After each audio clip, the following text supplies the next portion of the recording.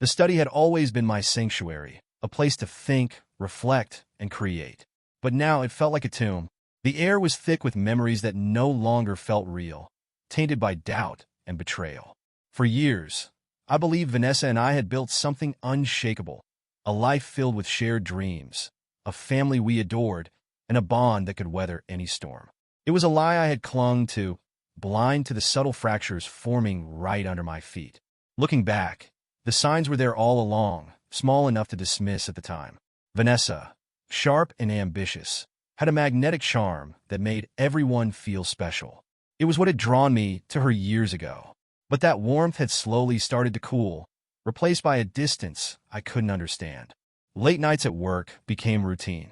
Her explanations about sudden plans or last-minute trips seemed plausible enough, yet something about them never sat right. Her phone, once left casually on the counter, was now always with her, tucked away like a secret. When I asked, her responses were quick and cutting, leaving no room for argument. She had a way of making my concerns feel ridiculous, turning the conversation until I was the one apologizing for doubting her. I wanted to believe her. We had 2 kids. Emily, balancing the chaos of teenage years, and Noah, with his boundless curiosity. The thought of fracturing our family over a hunch felt selfish, so I buried my suspicions. But Jason's presence was harder to ignore. He had been my closest friend since college, a constant figure in our lives. Charismatic and successful, he had a way of commanding attention, and Vanessa seemed to bask in it. I brushed off the way she laughed a little too hard at his jokes, or how her tone softened when she spoke to him. It felt harmless, at least I wanted it to be harmless. The first undeniable clue came on an unassuming Saturday morning. Vanessa had left early, saying she was meeting a friend for brunch. While tidying up, I noticed her laptop on the dining room table. Normally, I wouldn't have thought twice about it, but a notification caught my eye. It was an email from Jason. Curiosity got the better of me, and I opened it. What I found made my stomach drop. The messages were far from innocent, playful, suggestive, and laced with familiarity that went far beyond friendship. References to secret meetups and cryptic phrases about being careful painted a clear picture. The worst part was the casual mention of our children, proof that their deceit extended into the very core of our lives. I sat there for what felt like hours, staring at the screen, my mind racing. Every interaction between them replayed in my head, now seen through the lens of betrayal. Vanessa's laugh at his jokes, the shared glances I'd dismissed as friendly, her growing impatience with me. It all fit together too perfectly. When Vanessa returned that afternoon, she was all smiles, acting as though nothing was amiss. She moved through the house with an easy confidence, her lies woven seamlessly into her demeanor. I watched her closely, every gesture and word now suspect.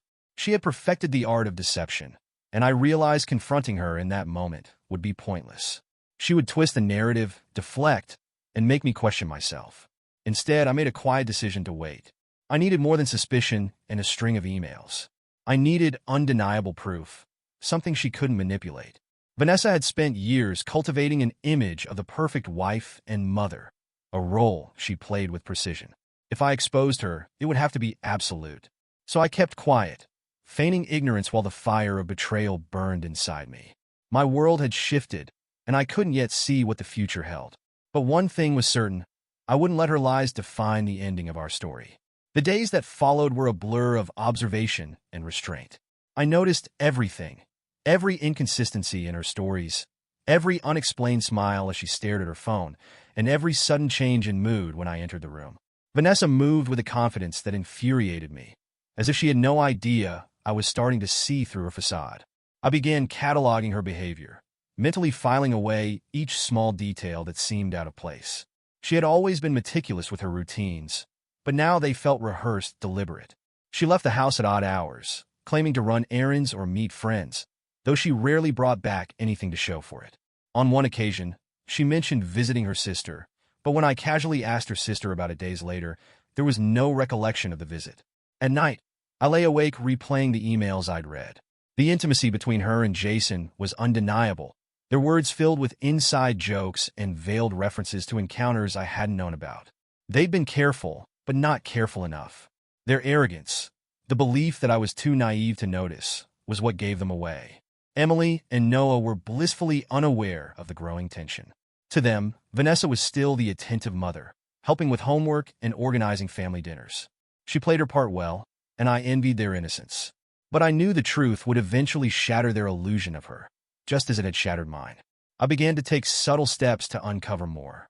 Vanessa's phone was always locked, but I noticed she often used the same pattern to unlock it. One evening, while she showered, I took the opportunity to test it. My heart raced as the screen lit up. It worked. What I found on her phone confirmed my worst fears. There were messages from Jason, similar to the emails, but more personal, more damning. Pictures of them together at places she had claimed to visit alone.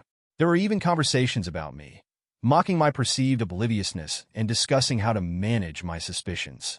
One message in particular stayed with me. Jason had written, "Do you think he'll ever figure it out?" Vanessa's reply chilled me. "Even if he does, he won't do anything. He's too soft. It's part of why I needed you."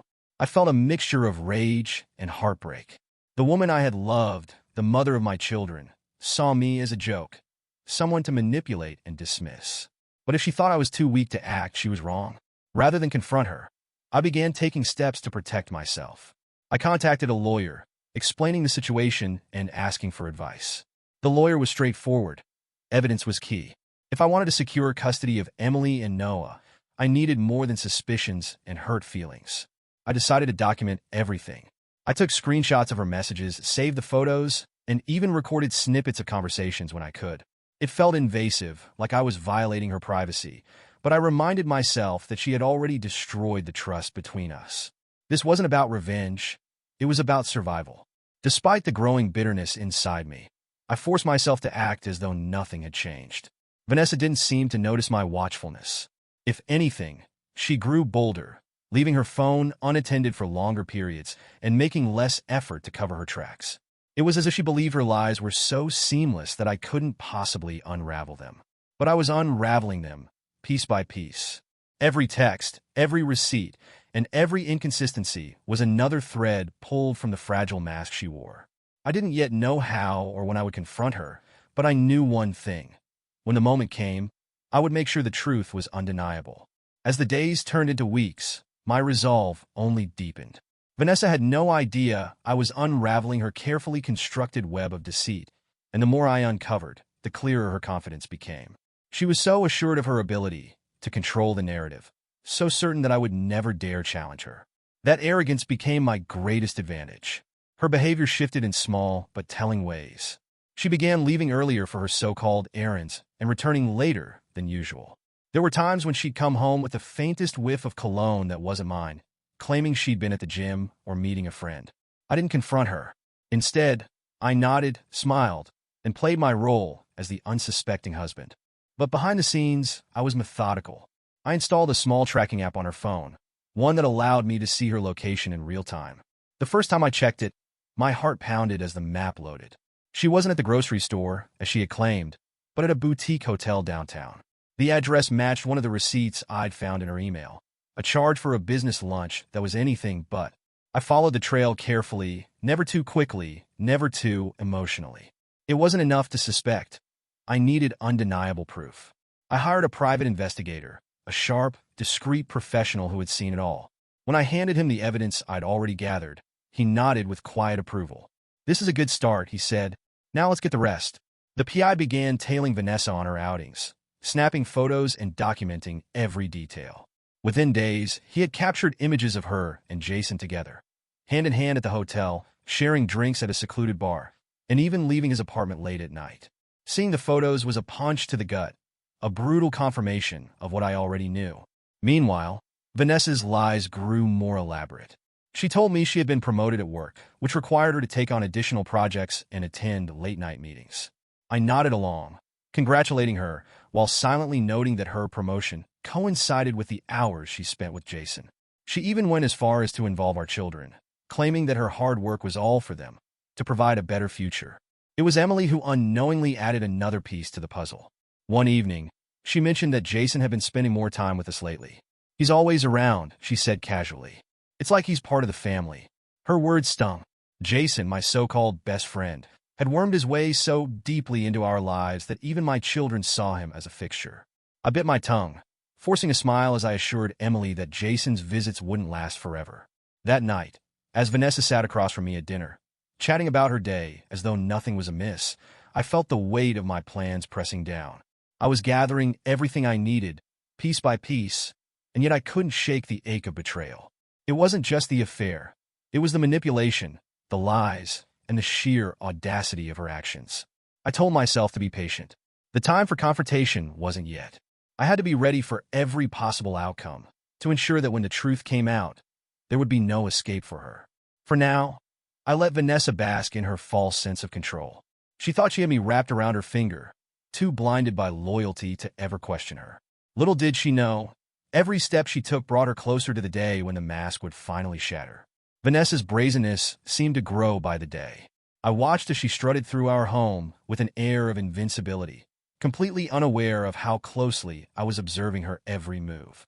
She spent more time on her appearance than ever before. New dresses, designer shoes, expensive perfumes, most of which I hadn't seen her wear for me.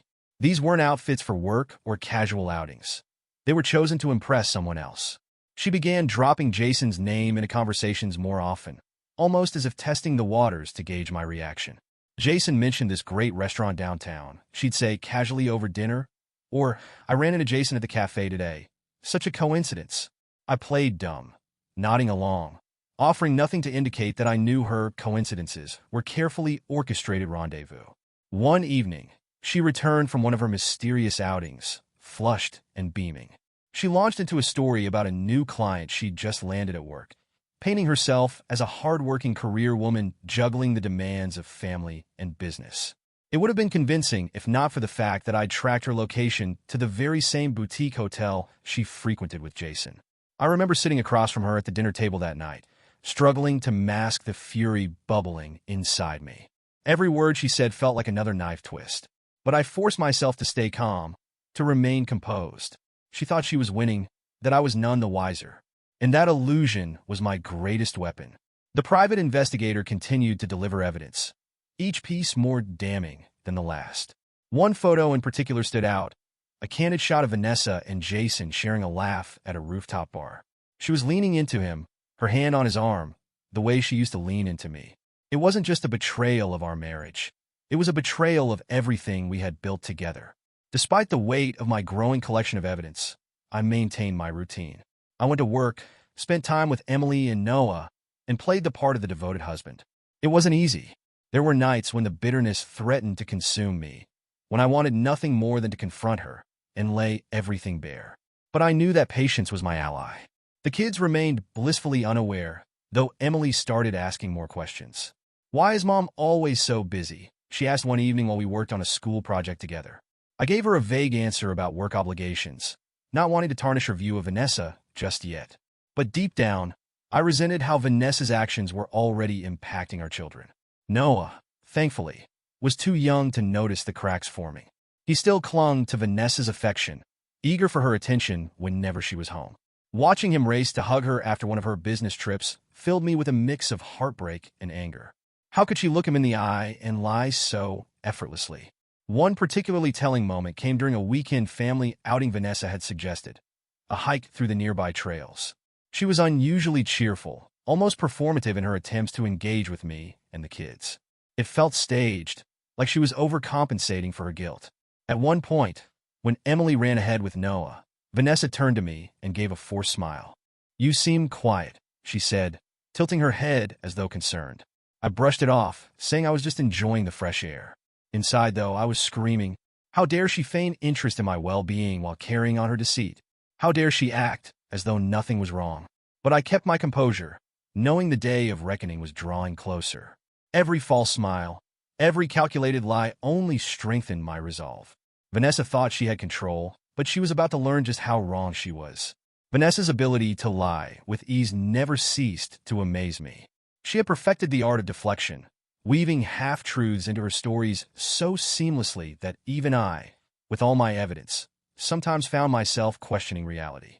It wasn't just the outright fabrications that stung, it was the small details, the ones designed to lull me into a false sense of security. One Friday evening, as I was wrapping up work in the study, Vanessa poked her head in to announce she'd be meeting her old college friend, Rachel, for dinner. She painted a vivid picture, how they hadn't seen each other in years, how Rachel had been going through a rough patch and needed support. I nodded along, feigning interest. Once she left, I checked the tracking app. Her college friend dinner was at a wine bar that happened to be conveniently close to Jason's apartment. I watched the little dot on the map as it moved from the wine bar to his building and stayed there for the rest of the night. She came home around midnight, her perfume stronger than usual, her smile just a bit too bright. As she kissed me goodnight, she offhandedly mentioned how Rachel had thanked her for being such a good friend. I stared at her, marveling at how effortlessly she layered lie upon lie and murmured something noncommittal. But it wasn't just her stories that began to unravel. It was the small, telling moments that gave her away. She started being more secretive about her phone, flipping it face down whenever she set it on the table. On one occasion, I noticed her deleting messages as quickly as they came in, her fingers moving with practice speed. Her wardrobe also became a point of suspicion. Vanessa had always dressed well, but now there was an edge to her choices. Dresses that were a little too tight, heels a little too high for a supposed office environment. She dismissed my questions with a wave of her hand, claiming she was reinventing herself. The kids, of course, were oblivious. Vanessa made sure of that, doubling down on her efforts to appear engaged whenever they were around. She volunteered at Emily's school events, helped Noah with his art projects, and even suggested family game nights. It was an infuriatingly calculated move, designed to ensure that when the truth came out, she could play the role of the doting mother. Meanwhile, I continued building my case. The private investigator had uncovered enough to leave no doubt about her affair with Jason, but I wanted to dig deeper. I began looking into our finances, searching for discrepancies that might point to other secrets Vanessa was hiding. Sure enough, I found them. Charges for hotels, expensive dinners, and even a luxury watch I'd never seen before, all billed to a credit card she'd kept hidden. There were payments to a spa she'd never mentioned visiting and deposits into an account I hadn't known existed. Vanessa wasn't just betraying me emotionally. She was siphoning off our resources, preparing for a life I wasn't part of. The discovery fueled my anger, but it also gave me clarity. This wasn't just about her affair anymore. Vanessa had built an entire existence outside of our marriage, one where I was nothing more than an obstacle to be managed. Still, I waited. Patience was the hardest part, but I knew it was essential. I couldn't afford to let my emotions cloud my judgment. Every time Vanessa flashed one of her rehearsed smiles or gave a half-hearted excuse, I reminded myself that her mask would soon crumble. The weight of her deceit bore down on me, but I clung to one thought. When the time came, there would be no escape for her. The truth wouldn't just come out.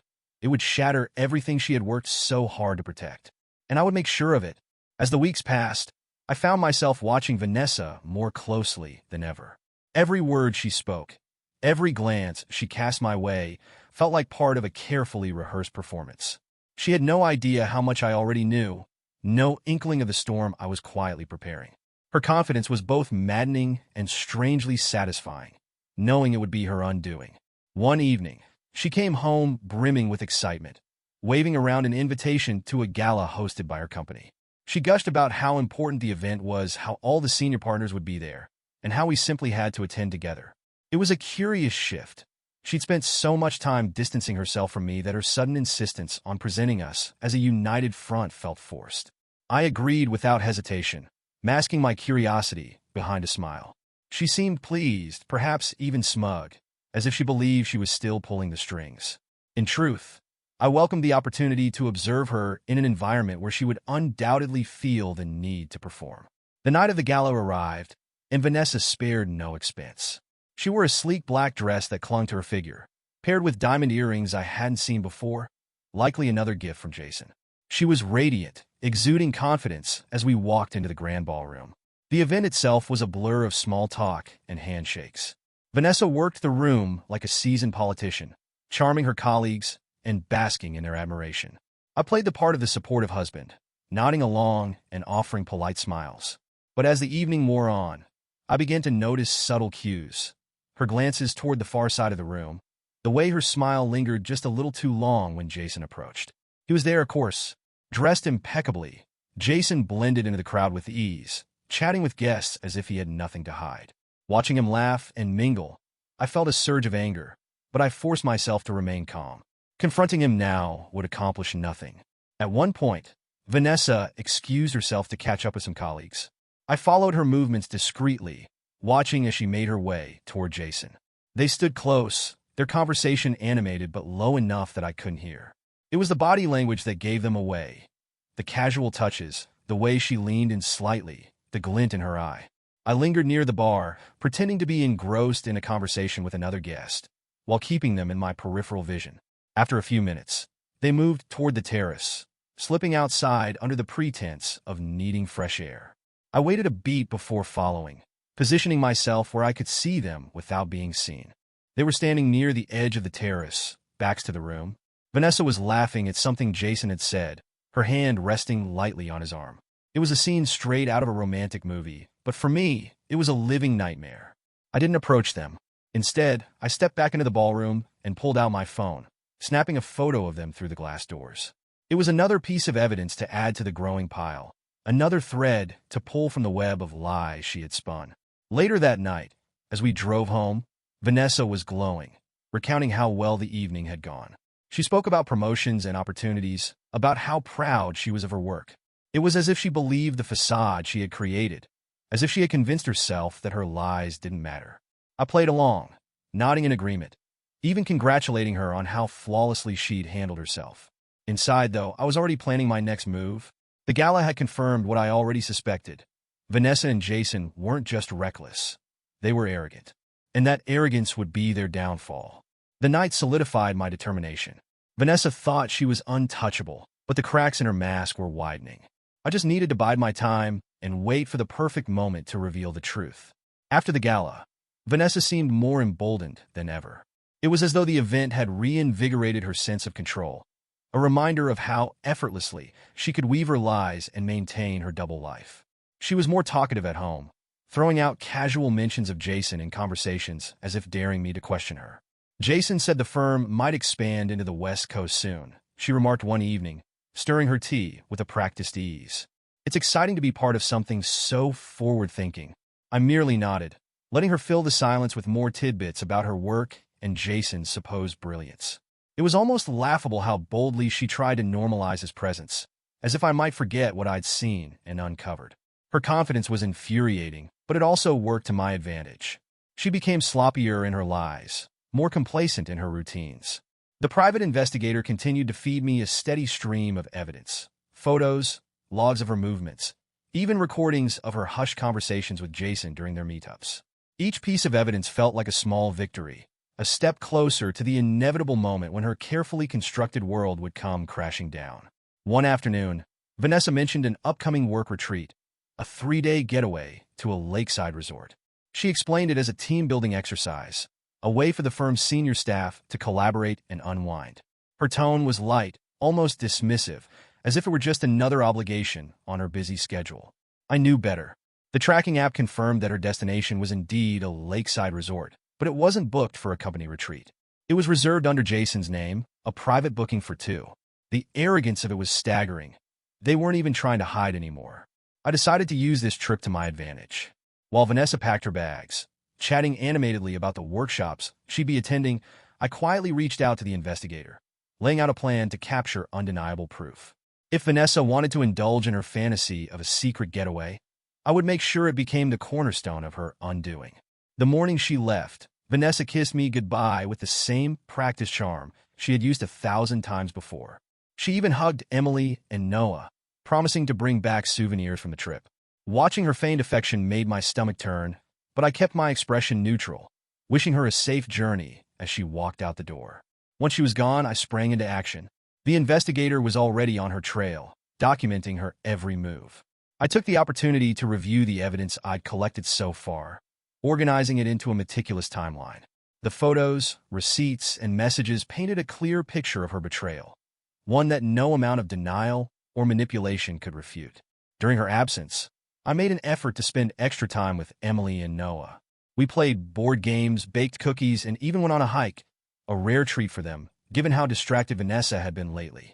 It was a bittersweet experience, knowing that these moments of normalcy were built on a foundation of lies. By the second day of her trip, the investigator sent me the first batch of photos. Vanessa and Jason, hand in hand, strolling along the lakefront. Later that evening, there were images of them dining at the resort's restaurant, laughing and toasting with wine. The final photo was the most damning. Jason leading Vanessa into their suite, the door closing behind them. It was everything I needed. Vanessa returned home 3 days later, as expected, brimming with stories about her productive retreat. She regaled Emily and Noah with tales of group activities and workshops, even pulling out a bag of cheap trinkets she had picked up to maintain the illusion. As she spoke, I stood in the background, watching her with a calm I hadn't felt in weeks. She had no idea what was coming, no inkling that her lies were about to be exposed. For now, I let her bask in her illusion. But with every passing moment, the weight of the truth pressed closer, and I knew it wouldn't be long before her mask finally shattered.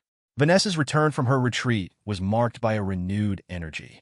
She slipped seamlessly back into her role as the devoted wife and mother, her charm seemingly intact. She was affectionate, attentive, and unusually cheerful, as if the trip had given her a fresh perspective. But I knew better.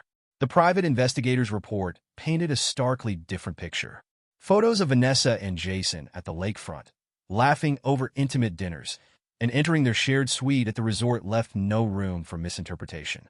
Every piece of evidence, from the timestamp surveillance footage to the reservation under Jason's name, was damning. I met with my lawyer to strategize, ensuring every detail was airtight. The plan was simple but thorough.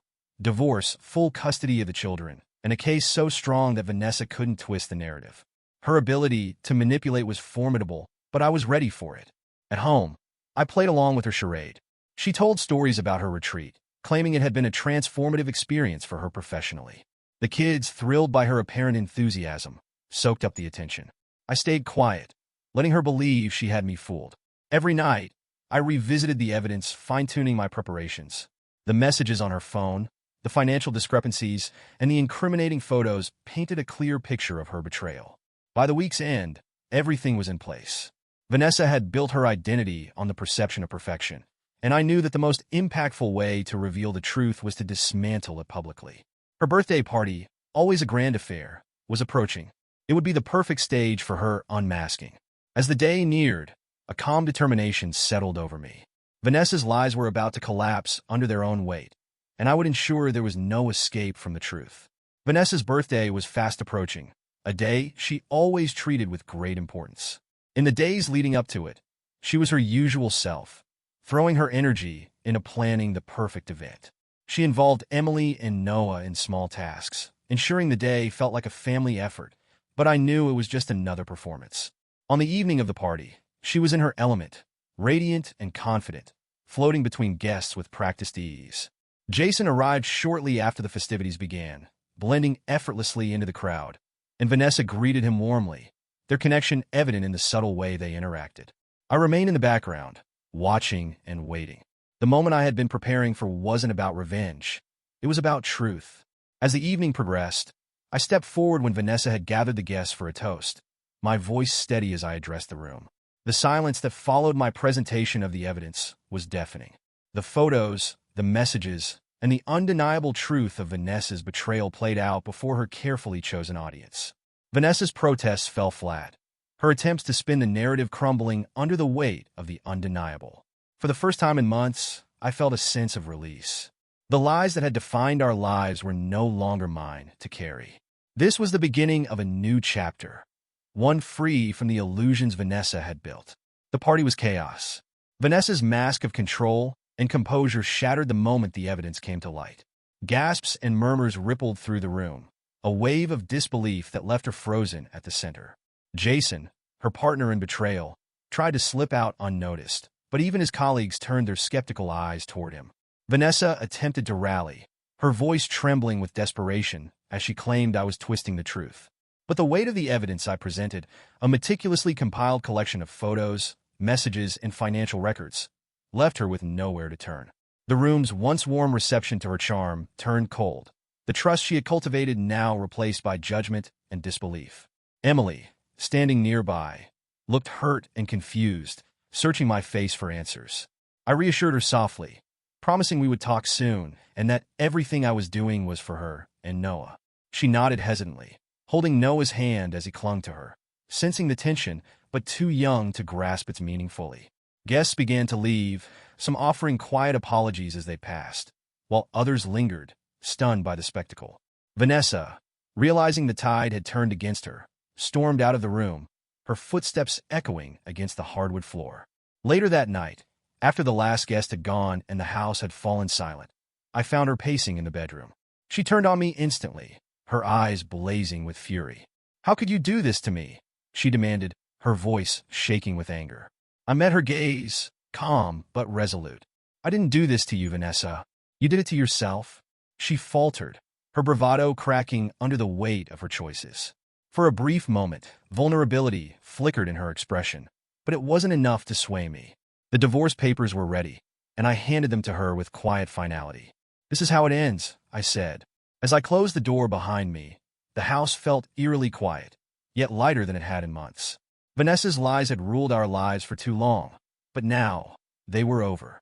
The road ahead would be difficult, but it was ours to walk, free from the shadows she had cast. The house changed the moment Vanessa left. Her departure wasn't loud or dramatic. It was a quiet, almost anticlimactic moment. But its impact was immediate and profound. The tension that had suffused every interaction began to dissipate, replaced by a calm I hadn't realized we'd been missing. Emily and Noah reacted in their own ways. Emily seemed relieved, though she didn't say it outright. Her guarded demeanor softened slightly, and she started spending more time with me, even initiating conversations that hinted at her slow path toward healing. Noah, meanwhile, struggled to understand what Vanessa's absence truly meant. His questions were innocent but pointed, and I answered them as gently as I could. One evening, as I helped Noah with his homework, Emily joined us at the table, her notebook in hand. She didn't say much, but her presence felt like an unspoken acknowledgement of the new normal we were creating. The days passed in a quiet rhythm, filled with small but meaningful moments. I focused on building routines that gave us stability: family dinners, walks in the park, and evenings spent watching movies together. The house, once filled with tension and uncertainty, began to feel like a home again. Vanessa's departure left a void, but it was a void we were learning to fill with love, trust, and the promise of something better. For the first time in what felt like forever, we were moving forward, step by step, toward a future that was undeniably ours. Vanessa's absence created a stark shift in the house, one that was both liberating and daunting. The tension that had once hung heavy in every room was gone, replaced by a quieter, calmer atmosphere. It was a fragile piece, but it was ours, and I clung to it as we began to rebuild. Emily kept her distance from anything involving Vanessa. Her resentment was evident in the way she avoided calls and sidestepped conversations about her mother. I gave her space to process, knowing she needed time to sort through her feelings. Noah, meanwhile, held on to a simple perspective. He asked occasionally about Vanessa, though his questions were fewer as the weeks passed. I poured myself into our daily lives, creating new routines that gave us stability. We rediscovered small joys, cooking meals together, working on school projects, and playing board games that always seemed to end with Noah laughing uncontrollably. These moments weren't dramatic, but they were healing in their own quiet way. The legal side of things moved forward steadily. Vanessa's response to the divorce filing was predictable. She didn't contest the infidelity, but pushed hard for shared custody. Her lawyer argued that she was committed to maintaining a relationship with the kids, though the irony of her sudden devotion wasn't lost on me. My lawyer and I stayed firm, presenting a case that highlighted her negligence and the emotional damage she had caused. It wasn't just about winning. It was about protecting Emily and Noah from further harm. Through it all, I focused on what mattered most: our family. The shadow Vanessa had cast over our lives was fading, and in its place, we were finding something brighter. The road ahead wasn't easy, but with each passing day, we took another step forward, together. With Vanessa no longer a daily presence in our lives, we began to build a new sense of normalcy. The weight of her absence, while significant, created space for healing and growth. Slowly, the wound she had inflicted began to scab over, though the scars would undoubtedly remain. Emily, ever thoughtful and introspective, distanced herself from Vanessa entirely. She barely answered calls, and when she did, the conversations were short and tense. She seemed to carry a quiet but resolute anger, and I didn't push her to reconcile. She had every right to process this in her own way. Noah, on the other hand, seemed to waver between missing Vanessa and accepting her limited role in his life. He occasionally asked questions, simple and earnest, about when he might see her again. I answered as honestly as I could, always assuring him that his feelings were valid and that we would figure things out together. The rhythm of our days began to feel more natural, less like a patchwork solution to a crisis. We established routines that brought us closer: family dinners, movie nights, and long weekend hikes. The absence of tension in the house was palpable, a quiet reassurance that we were on the right path. One afternoon, Emily surprised me by showing me a series of photos she had taken with her camera. They were of our home, the woods behind it, and candid shots of Noah playing in the yard. "I've been trying to capture what feels peaceful," she said simply. Her words struck a chord, a reminder of how far we'd come. The chaos Vanessa had unleashed was no longer the defining force in our lives. It had been replaced by something quieter, stronger, and undeniably ours. Vanessa's reach had diminished, her presence now a faint echo of the disruption she had once caused. We were finally moving forward, not just surviving, but building a life worth living. The days following Vanessa's visit settled into a strange rhythm. Her presence was now relegated to the background. An occasional phone call or message that Emily ignored and Noah responded to with diminishing enthusiasm.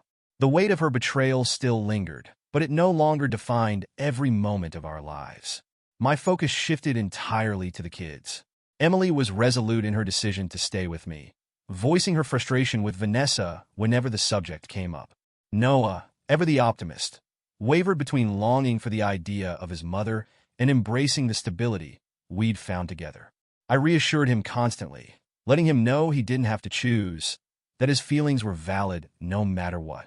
The court date for the custody hearing approached quickly, a milestone I both dreaded and welcomed.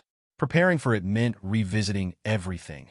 Every lie, every betrayal, every piece of evidence that painted a picture of what Vanessa had done. It was a heavy burden, but one I carried with quiet determination. The day of the hearing was tense. Vanessa arrived looking polished but fragile, her lawyer by her side. The arguments were presented. My lawyer laid out the evidence of her deceit, negligence, and emotional instability, while Vanessa's lawyer painted her as a woman seeking redemption. When I spoke, I focused on the kids, on their needs, their well-being, and the steps I had taken to ensure they had a stable, loving home. I wasn't there to sling accusations. I was there to fight for my family's future. The judge's decision came swiftly. Full custody awarded to me, with limited, supervised visitation rights for Vanessa. The relief was palpable, though it was tempered by the knowledge that this was just another step in a longer journey. Vanessa approached me briefly after the ruling, her voice subdued as she murmured something about hoping I was happy. I didn't engage. This wasn't about happiness. It was about protecting my children and giving them the life they deserved. That evening, I told Emily and Noah the outcome.